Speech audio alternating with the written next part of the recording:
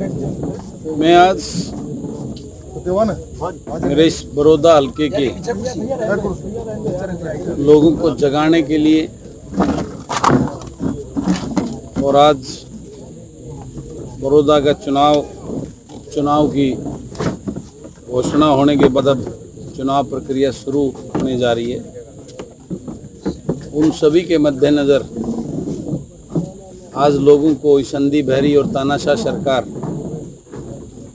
जो आज किसान और मजदूर गरीब का मेरा वर्ग को बर्बाद करने के कानून थोपकर जिस प्रकार का खेल आज पूरे देश और प्रदेश में कमेरा वर्ग के साथ कर रही है, उसके लिए मैं बड़ौदा की जनता को सचेत सावधान करने आया हूं और उनको बताने आया हूं कि आज पूरा प्रदेश की निगाहें, पूरे प्रदेश के कमेरे वर्ग, किसान, मजदूर, व्यापारी और कर्मचारी की निगाहें पूरे बड़ौदावासियों पर हैं कि बड़ौदावासी पहली वोट की चोट करके इस अंधी बहरी और तानाशाह सरकार को सबक सिखाने का काम करते हैं। तो आज मैं इसी बात के लिए लोगों के बीच में मैंने अपने कार्यक्रम रखे, 3 गांव के मेरे का प्रोग्राम है।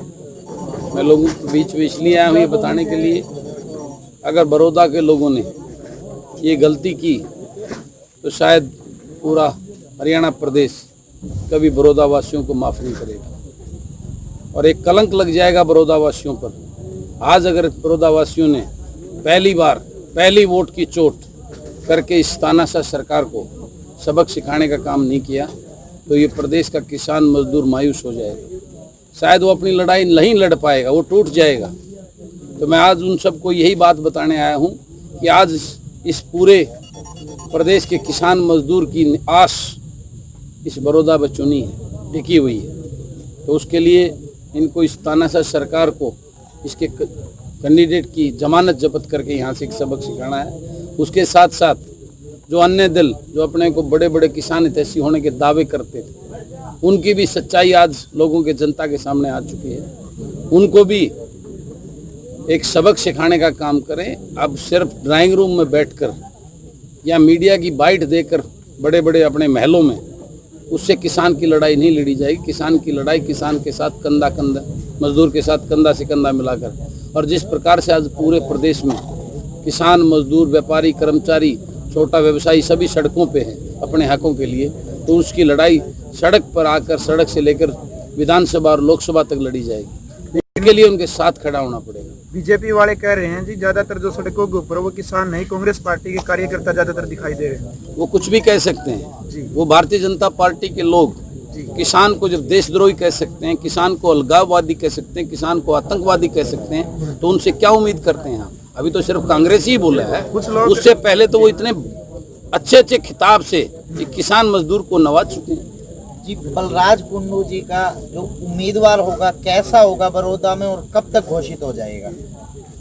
बलराज कुंडू का कोई उम्मीदवार नहीं होना, उम्मीदवार बड़ौदा की बहादुर जनता का, बहादुर लोग अपना पंचायती उम्मीदवार का निर्णय लेंगे। बलराज कुंडू उसको पूर्ण रूप से समर्थन देगा। कुछ लोग बलराज कुंडू उस उम्मीदवार को समर्थन देगा जो ऐसा एक उम्मीदवार जो बड़ौदा की जनता चुनेगी, जो बिकाऊ ना हो, दल बदलू ना हो, जो किसी के बहकावे में ना आए, जिसका उद्देश्य पैसा कमाना ना हो, जिसका उद्देश्य सिर्फ बड़ौदा के लोगों का सेवक बनकर, उनका वकील बनकर उनके हकों की लड़ाई लड़ने वाला हो, ऐसा एक साथी मैं बड़ौदा के लोगों से मांगने आया हूँ, बड़ौदा की जनता से मांगने आया हूँ। और बीजेपी कार्यकर्ताओं का ये कहना है कि जो गलती महम के लोगों ने किया वो बड़ौदा के लोग नहीं करेंगे, इस पर आप क्या कहते हैं? मेरे बड़ौदा वालों से, मेरे महम वालों से पूछे ना, वो बताएंगे इस बात को उन्होंने गलती की है या उसमें आज वो गौरव महसूस कर रहे हैं। आज उनको गर्व है अपने विधायक पर कि हमने ऐसा विधायक चुना है जो हमारी आवाज़ बनकर आज सब हर दल पर टकराने को तैयार है। और निश्चित रूप से यही काम ये बड़ौदा की जनता भी, हम साथ गुआंढी तो यही काम, और ये ऐसी अलग होगी जो आगे पूरे देश और प्रदेश में इसकी चिंगारी जाएगी। सर, किसानों पे जैसे बार बार लाठीचार्ज होता है, बार बार उनके साथ धक्का मुक्की होती जा रही है, तो इस विषय को लेकर क्या कहना चाहिए? इस तानाशाह सरकार से, इस अहंकारी मनोहर लाल खट्टर मुख्यमंत्री से यही उम्मीद कर सकते हैं, क्योंकि इनको सामाजिक, ना ये लोग सामाजिक हैं, ना उन सामाजिक बातों में ये थोपे हुए मुख्यमंत्री। ये थोपे हुए मुख्यमंत्री, इनको पता ही नहीं लोगों का समाज के अंदर क्या होता है। आज जिस प्रकार से अन्नदाता के ऊपर पीपड़ी में लाठियां चलवाने का काम किया, सिरसा में लाठियां चलवाने का काम किया, उनके ऊपर तरह तरह के गंभीर और वो लगाकर धाराएं लगाकर उनके ऊपर केस दर्ज करने का काम किया। ये लोग उनकी नीयत और नीति को अच्छी तरह समझ चुकी हैं। ये तानाशाही लोकतंत्र को ख़त्म करना चाहते हैं, इस देश को गुलाम बनाना चाहते हैं। इस देश के आने वाले भविष्य पीढ़ी को ये अपना गुलाम, इन बड़े बड़े जिस प्रकार से पूर्व में ईस्ट इंडिया कंपनी ने हिंदुस्तान को गुलाम बनाया था, अब ये जो इनके काले अंग्रेज अडानी अंबानी के रूप में जो कम हैं, इनके गुलाम बनाने पर ये लगे हुए हैं।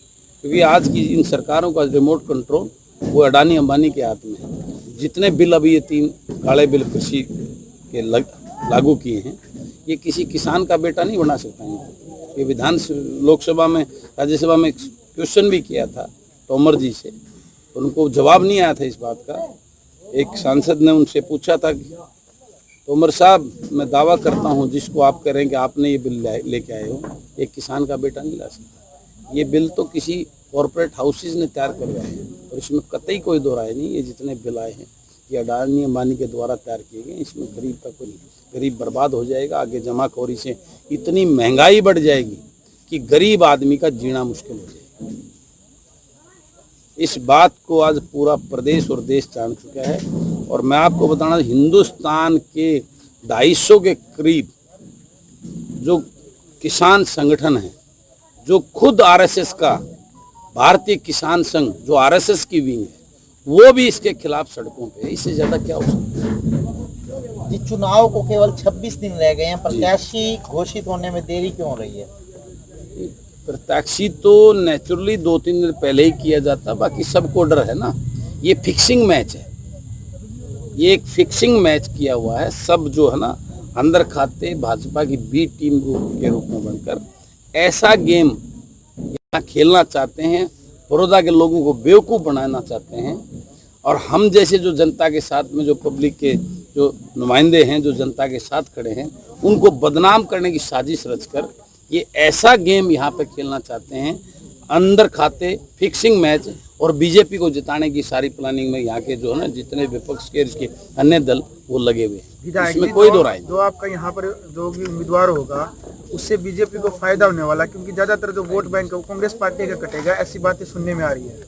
ये सब उनका एक बहुत बड़ा प्लान गेम मैंने बताया। लेकिन अब की बार मैं वादा करता हूँ, इसमें बड़ौदा की जनता को मैं इनके बहकावे में नहीं आने दूंगा।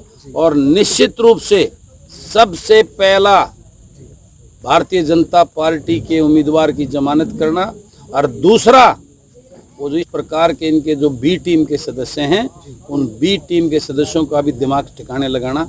ये अब की बार 2-2 काम बड़ौदा के लोग करने हैं। और ये बड़ौदा का जो है ना, उनका किसान का बेटा होने के नाते मैं इन अपने लोगों को इनके बहकावे में नहीं आने दूंगा। और अब की बार एक नया इतिहास आपको बड़ौदा की जनता के रूप में देखें। कुंडू साहब, बीजेपी के जो मंत्री हैं उनका आरोप है कि बलराज कुंडू तो केवल और केवल जातिवाद फैलाने आते हैं बड़ौदा के अंदर। तो आप बताइए, मैंने आपके मेरे अंदर जातिवाद की कोई चीज़ देखी क्या? देखिए, मैं तो 36 बिरादरी का बेटा हूँ और मेरे साथ 36 बिरादरी का बेटा हूँ। 36 में ये कुछ भी बोल सकते हैं। जो इनके खिलाफ आवाज़ उठता है उससे सबसे पहले राष्ट्रद्रोही बताते हैं, उसको आतंकवादी बताते हैं, उसको कुछ भी बोल सकते हैं। इनकी बातों पे कोई विश्वास नहीं करने वाला। इस प्रकार के झूठ के पुलंदे ये 6 साल से बोलते आ रहे हैं। जनता उब चुकी है। जनता इनके उन नारों से, भाई और बहनों, पहली कलम से कर्ज मुक्त हो जाएगा किसान। भाई और बहनों, हर साल युवाओं को 2-2 करोड़ के रोजगार दिए जाएंगे। भाई और बहनों, सबके खाते में 15-15 लाख रुपए डाल दिए जाएंगे। ये भाई और बहनों का तो जुमला खत्म हो चुका है। इन झूठों से कोई जो है ना विश्वास करने वाला नहीं। इस बात को पूर्ण रूप से इस देश और प्रदेश का हर नागरिक आज जान चुका है। इनकी किसी बात का किसी पे कोई असर नहीं होने वाला है। ठीक है, थैंक यू। राम राम। हर खबर और नई वीडियोस देखने के लिए फेसबुक पर लाइक, इंस्टा पर फॉलो और यूट्यूब पर करें सब्सक्राइब।